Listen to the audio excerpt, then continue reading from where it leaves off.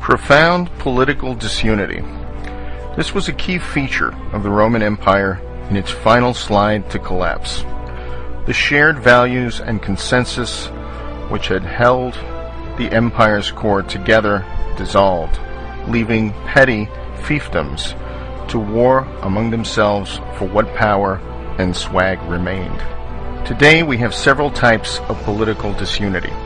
Superficially, the two political theater wings of the Demo-publicans stage a bitter partisan war over whose vision of the U.S. holds an increasingly enfeebled political power. But this is all theater and artifice. Neither wing has any vision or values of substance. Each slavishly serves their masters, the corporate cartels and financial oligarchy, while feeding their vast constituencies in the savior state with borrowed treasure to maintain the power. However, the real disunity is between a doomed status quo and those willing to deal with reality. Right now, those willing to deal with reality are few, but they have the distinct advantage of reality on their side, while the status quo has only propaganda, artifice, phony political theater, and empty promises. The disunity stems from the public's innate desire to hold on to the empty promises and cling to hope offered by the status quo that these grandiose, impossible promises will be met, despite the abundant factual evidence to the contrary.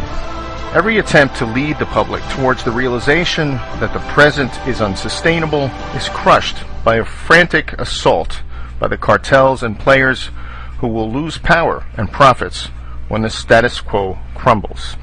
Promises always sound better than reality until a crisis punctures the promises. But the anger generated by this deflation of too good to be true promises threatens both rationality and stability. And what of the leadership? The weakness of what passes for leadership today is not just a matter of bad luck, but of the corruption of politics to the point that it only attracts sycophants, moral midgets, and sociopaths. It's easy to blame those attracted to the game for this, but the real cause is the American people, who reject honesty in favor of artifice and promises. The American public is childlike, self-centered, myopic, ill-informed, and ultimately uncaring about anything but getting what's theirs. Thus, anyone who promises that their share of the swag will remain untouched wins, and anyone who suggests the swag is unsustainable is rejected. To the degree a nation gets the leadership it demands, then the U.S. is in trouble. We are now a nation of spoiled teens who get to elect their parents. No surprise, the ones who never enforce any penalties, those that have learned never to challenge their own bosses, the kleptocrats, and who dole out the most allowances, win every time. Thus we get leaders who refuse to challenge the financial power elites and cartels because the status quo would devote all of their wealth and influence to defeating such a challenger. And we get leaders who refuse to be honest with the American people because that honesty is rejected as unwelcome. A real leader persuades the public to grow up rather than pander to their primal desires. But such a leader would only have one term of office, let alone be elected at all.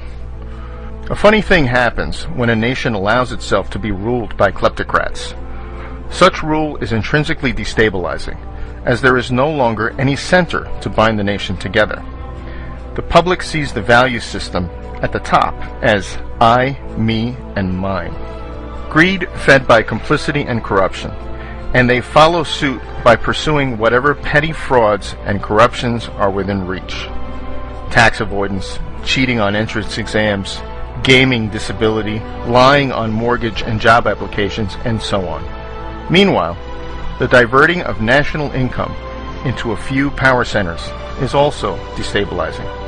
Central planning and market manipulation, as in the formation of bubbles, make things intrinsically unstable, as price can no longer be discovered by unfettered markets. As a result, imbalances grow until some seemingly tiny incident or disruption triggers a cascading collapse. The power elites can't bear to part with any of their power or wealth, so their resistance guarantees systemic collapse. The political leadership cannot challenge the power elite's grip on the nation's throat because the entire status quo has been co-opted or sold out and is now wedded to the oligarchy as their guarantor of financial security.